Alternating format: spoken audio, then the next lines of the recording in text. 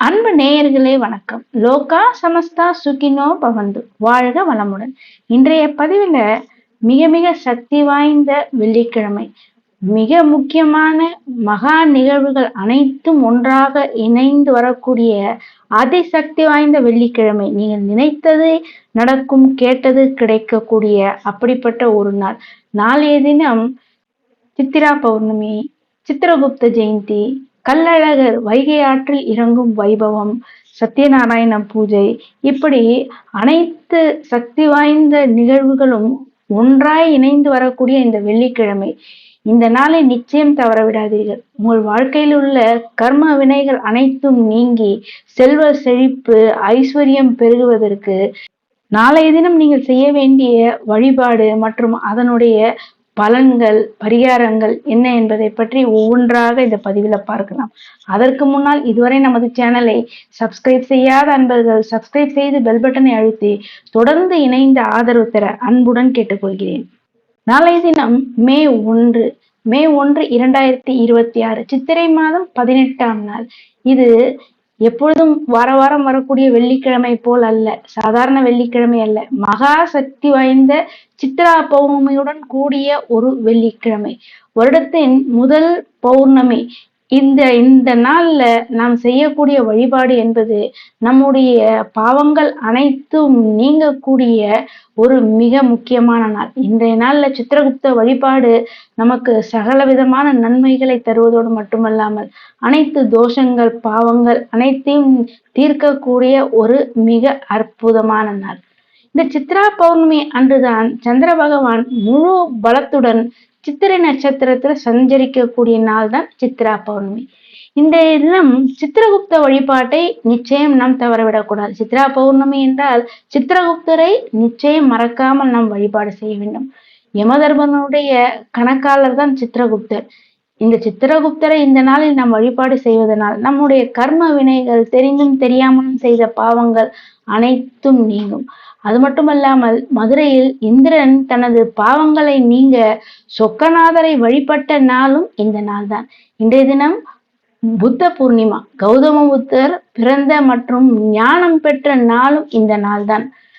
இந்த தினம் நம்ம என்ன செய்யணும், எப்படி நம்மளுடைய வழிபாடை மேற்கொள்ளணும் அப்படின்னு பார்த்தீங்கன்னா, காலையிலேயே அதிகாலையிலேயே எழுந்து உங்களுடைய நித்திய அனுஷ்டானங்களை எல்லாம் முடித்து கொண்டு பூஜை அறையை சுத்தம் செய்து மகாலட்சுமி தாயாரை வரவேற்கும் விதமாக வீட்டுல முதல்ல நீங்க ஒரு நெய் தீபத்தை ஏற்றி வைத்து வழிபாடு செய்ய வேண்டும். அதே போல சித்திரகுப்தரை வழிபாடு செய்வதற்கு சித்திரகுப்தருக்கு மிகவும் பிடித்த ஒரு நோட்புக்கு அல்லது ஒரு பேனா இவற்றை வைத்து சித்திரகுப்தரை மனதார நீங்கள் பிரார்த்தனை செய்து கொள்ள வேண்டும். சித்திரகுப்தரிடம் வழிபாடு செய்யும் போது உங்களுடைய தவறுகள், தெரிந்தும் தெரியாமலும் செய்த அனைத்து தவறுகளுக்கும் மன்னிப்பு கேட்கும் வகையில இந்த வழிபாடு இருக்க வேண்டும். இனிமேல் நான் அனைத்து காரியங்களையுமே நல்ல காரியங்களாக செய்வேன், மற்றவர்களுக்கு நன்மை தரும் வகையிலேயே என்னுடைய அனைத்து செயல்களும் இருக்கும் என்று சொல்லி சித்திரகுப்தன் முன்பாக ஒரு உறுதிமொழி எடுத்துக்கொள்வது மிக மிக சிறப்பானதாகும். இன்றைய தினம் பௌர்ணமி இணைந்து வருவதனால் மாலையில உங்களுடைய வீட்டினுடைய வாசல் மற்றும் பூஜை அறையில நெய் தீபம் ஏற்றி நீங்கள் வழிபாடு செய்வது மிக மிக சிறப்பானதாகும்.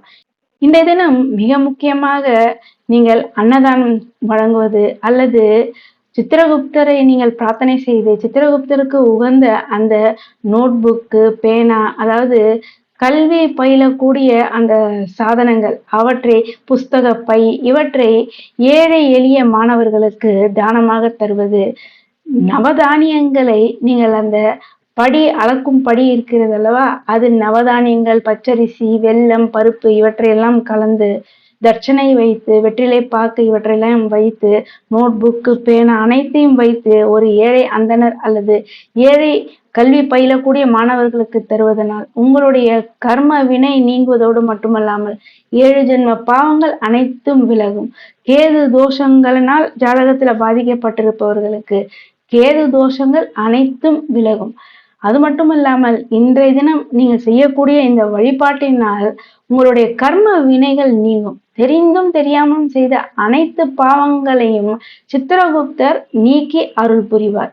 மேலும் இந்த வெள்ளிக்கிழமையுடன் கூடிய பௌர்ணமி என்பதனால் மகாலட்சுமியினுடைய பரிபூர்ண அருளும் ஆசீர்வாதத்துடன் நல்ல செல்வமும் ஐஸ்வர்யம் பெருகும்.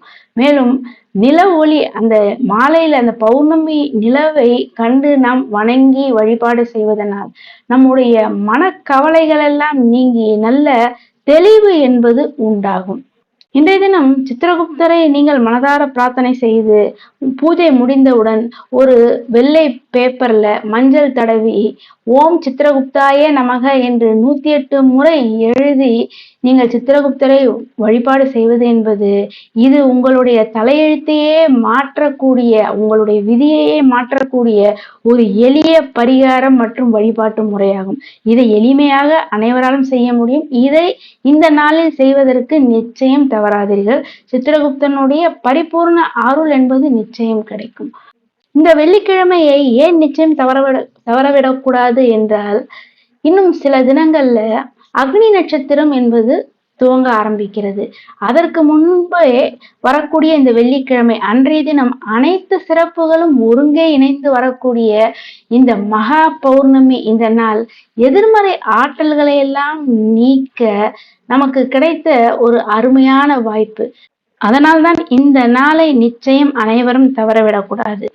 அடுத்து இன்றைய நாளுக்கு உண்டான ஒரு மிக முக்கியமான ஒரு உலக புகழ் பெற்ற ஒரு திருவிழா என்றால் கள்ளழகர் வைகுண்டத்திலிருந்து பூமிக்கு எழுந்தருளும் அந்த கள்ளழகர் வைபவம். உலக புகழ் பெற்ற அந்த கள்ளழகர் ஆற்றில் இறங்கக்கூடிய வைபவமானது இந்த ஆண்டு மே மாதம் 1ஆம் தேதி அன்று சித்ரா பௌர்ணமி அன்றைய தினம்தான் அழகர் ஆற்றில் இறங்கக்கூடிய அந்த வைபவமானது நடைபெறுகிறது. இந்த கள்ளழகர் வைபவத்தினுடைய முக்கியத்துவம் என்னன்றதை இப்ப பார்க்கலாம். மண்டூக முனிவர் சாப விமோசனம் பெற்ற நாள் இந்த நாள் தான். மகா முனிவனுடைய சாபத்தால் தவளையாக, அதாவது மண்டூகம் என்றால் தவளையாக மாறினார் சுதபஸ் என்ற முனிவர். அவருக்கு சாப விமோசனம் அளிக்கவே அழகர் மதுரையை நோக்கி வந்ததாக ஐதீகம். அது மட்டுமல்லாமல் தனது தங்கை மீனாட்சியின் திருமணத்திற்கு அழகர் வருவதாக ஐதீகம். ஆனால் அவர் வருவதற்குள்ளே திருமணம் முடிந்து விட்டதால் கோபத்துடன் வைகை ஆற்றோடு அழகர் திரும்பி செல்வதாக புராணங்கள் சொல்லப்படுகிறது. இந்த நிகழ்வினுடைய ஒரு தனித்துவம் என்னவென்றால் விஷ்ணுவும் சிவனும் இணையும் ஒரு மாபெரும் மத நல்லிணக்கத்தை உணர்த்தக்கூடிய ஒரு மிக முக்கிய திருவிழாவாக வெகு விமர்சையாக கொண்டாடப்படக்கூடிய ஒரு உலக புகழ் பெற்ற திருவிழாவென்றால் அது இந்த மதுரை சித்திரை திருவிழா தான். அன்றைய நாள்ல பக்தர்கள் அழகர் வேடம் போட்டு, அதாவது கள்ளழகர் போல வேடமிட்டு தோல் பையில நீர் சுமந்து வந்து அழகர் மீது தெளித்து வழிபடுவார்கள். தண்ணீர் பீச்சுதல் என்று பெயர். மேலும் ஆற்றில் அழகர் இறங்கும் போது மாவிளக்கு ஏற்றி சர்க்கரை நைவேத்தியம் படைத்து வழிபாடு செய்வது வழக்கம். மேலும் அங்கு கூடியிருக்கக்கூடிய பக்தர்கள் அனைவரும் கோவிந்தா கோவிந்தா என்று விண்ணை பிளக்கும் அளவுக்கு கோஷமிட்டு அழகரை வரவேற்பது வழக்கம். இந்த அழகர் ஆற்றிலிறங்கும் வைபவத்தை காண்பதால் நமக்கு கிடைக்கும் பலன் என்னவென்றால் பாவ விமோசனம். வைகை ஆற்றில் அழகர் இறங்கும் போது அவரை நாம் தரிசனம் செய்தால் 7 ஜென்ம பாவங்கள் நீங்கும் என்பது நம்பிக்கை. மேலும் குடும்ப ஒற்றுமை ஓங்கும், சகோதர உறவுகள் பலப்படும் என்பது நம்பிக்கை. மேலும் விவசாயம் செழிக்க நல்ல ஊர் மக்கள் அனைவருமே செல்வ வளத்துடன் இருப்பதற்கு கள்ளழகர் அருள் செய்வதாக ஐதீகம். நேரில் சென்று இந்த கள்ளழகர் வைபவத்தை பார்க்க முடியாதவர்கள் தங்களுடைய வீட்டிலேயே இருந்து அழகரை மனதார நீங்கள் மனதிலேயே நினைத்து நீங்கள் வழிபாடு செய்தாலுமே அந்த கள்ளழகனுடைய பரிபூர்ண அருள் என்பது நிச்சயமாக உண்டாகும். மாலையில உங்கள் வீட்டு பூஜை அறையிலேயே நெய் தீபங்கள் ஏற்றி வைத்து கள்ளழகரை மனதார நினைத்து நீங்கள் வழிபாடு செய்யலாம். அழகருக்கு பிடித்த பானகம், சர்க்கரை பொங்கல் இவற்றை நிவேதனமாக செய்து அருகில் உள்ள குழந்தைகளுக்கு அல்லது உங்கள் வீட்டிற்கு வரக்கூடிய பக்தர்களுக்கு நீங்கள் நிவேதன பிரசாதத்தை வழங்கி அழகரனுடைய பரிபூர்ண அருளாசையை பெறலாம். மேலும் விஷ்ணு சகஸ்ர நாமத்தை அனைவரும் ஒன்றாக சேர்ந்து அமர்ந்து சொல்லலாம், அல்லது ஒலிக்க செய்து கேட்கலாம், அல்லது ஓம் நமோ நாராயணா என்ற அந்த மந்திரத்தை இன்றைய நாள்ல தொடர்ந்து நீங்கள் ஜெபிப்பதால் உங்களுக்கு மிகப்பெரிய அற்புதமான நல்ல பலன்கள் என்பது உண்டாகும். வெயில் காலமாக இருக்கக்கூடிய இந்த நேரத்துல நீங்கள் தண்ணீர் பந்தல் அமைத்தல், மோர் தானமாக தருவது, பானகம் தானமாக நீங்கள் இந்த நாள்ல தருவது என்பது அழகனுடைய பரிபூர்ண அருளாசியை பெற்று தருவதற்கு இது ஒரு மிக முக்கியமான ஒன்றாகும்.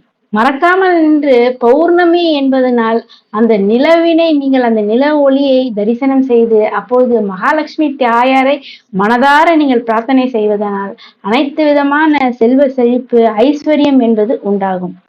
பௌர்ணமி என்றாலே நம் அனைவரினுடைய நினைவுக்கும் வருவது மகாவிஷ்ணுவினுடைய சத்யநாராயண பூஜை. இது மிக மிக விசேஷமானதாகும். வெள்ளிக்கிழமையுடன் இணைந்து வருவது கூடுதல் சிறப்பு. அன்றைய தினம் சத்யநாராயணருடைய படம் அல்லது மகாவிஷ்ணுவனுடைய படம் அல்லது கிருஷ்ணர் படம் இருந்தால் நீங்கள் அதற்கு மறக்காமல் துளசி மாலை அணிவித்து நிவேதனமாக இனிப்பு அல்லது பால் பழங்களை வைத்து சத்யநாராயணரை நீங்கள் மனதார பிரார்த்தனை செய்து கொள்வதனால் திருமண தடை என்பது நீங்கும். குழந்தை பாக்கியம் வேண்டுபவருக்கு குழந்தை பாக்கியம் என்பது உண்டாகும். எடுத்த காரியத்துல வெற்றி என்பது நிச்சயம். நினைத்தது நடக்கும், கேட்டது கிடைக்கக்கூடிய ஒரு அற்புதமான இந்த நாள்ல சத்யநாராயண பூஜை வழிபாடு உங்களுக்கு மிக சிறப்பான உன்னதமான நல்ல பலன்களை தருவதாக அமையும். இந்த நாள்ல நீங்கள் மகாலட்சுமியை வழிபாடு செய்யும் போது மகாலட்சுமி அஷ்டகத்தை சொல்வது கூடுதல் சிறப்பு. சுமங்கலி பெண்களுக்கு இந்த நாள்ல நீங்கள் தாம்பூலம் தருவது என்பது உங்களுக்கு மேலும் இது அதிர்ஷ்டத்தை அள்ளி தருவதாக அமையும். ஏழை எளியவர்களுக்கு இன்றைய நாள்ல நீங்கள் செய்யக்கூடிய அந்த எளிய தானம் அது எதுவாக இருந்தாலும் அது அனைத்து விதமான தோஷம், மிக முக்கியமாக பித்ரு தோஷத்தை போக்கக்கூடிய அதீத சக்தி என்பது உண்டு. அதனால்தான் இந்த வெள்ளிக்கிழமை பௌர்ணமி இணைந்து வரக்கூடிய இந்த அபூர்வமான நாளை நிச்சயம் நீங்கள் அனைவரும் தவறவிடக்கூடாது. இந்த நாளுக்கு உங்கள் தலையெழுத்தையே மாற்றக்கூடிய அதீத சக்தி என்பது உண்டு. இனி இந்த பௌர்ணமி எப்பொழுது ஆரம்பிக்கிறது என்றால் 30ஆம் தேதி ஏப்ரல் 30 மாலை 7:07 பௌர்ணமி திதியானது ஆரம்பமாகி விடுகிறது. பௌர்ணமி திதி முடிவு எப்பொழுது என்றால் மே 1ஆம் தேதி அன்றைய தினம் இரவு 10:52 பௌர்ணமி திதியானது முடிவடைகிறது. அழகர் ஆற்றில் இறங்கக்கூடிய அந்த வைபவமானது எப்பொழுது என்றால் மே 1ஆம் தேதி அதிகாலை சூரிய உதயத்திற்கு முன்பே நடந்துவிடும். சத்யநாராயண பூஜை செய்வதற்கு உகந்த நேரம் என்றால் மே 1ஆம் தேதி மாலை 5:30 முதல் 7 வரை. அன்பு நேயர்களே, அதீத சக்தி வாய்ந்த இந்த மகா வெள்ளிக்கிழமை என்றே இதை சொல்லலாம். அனைத்து சிறப்புகளும் ஒருங்கே இணைந்து வரக்கூடிய இந்த நாள்ல நீங்கள் கேட்டது கிடைக்க, நினைத்தது நடக்க மகாலட்சுமி தாயாரையும் பௌர்ணமி பூஜை செய்து நீங்கள் அந்த சித்திரகுப்த வழிபாடு, மேலும் இந்த பதிவுல நான் சொல்லியிருக்கக்கூடிய அந்த எளிய பரிகாரங்கள், எளிய தானங்கள் உங்களால் முடிந்ததை செய்து வாழ்வில் அனைத்து வித சுகங்களையும் நலன்களையும் செல்வ வளங்களையும் பெற வேண்டும் என்பதற்காக தான் இந்த பதிவை உங்களுக்கு தருகின்றேன். இந்த பதிவை மறக்காமல் உங்களுடைய உற்றார் உறவினர் நண்பர்கள் அனைவருக்கும் ஷேர் செய்து, இதுவரை நமது சேனலை சப்ஸ்கிரைப் செய்யாத அன்பர்கள் சப்ஸ்கிரைப் செய்து பெல் பட்டனை அழுத்தி தொடர்ந்து இணைந்து ஆதரவு தர அன்புடன் கேட்டுக்கொள்கின்றேன். நன்றி.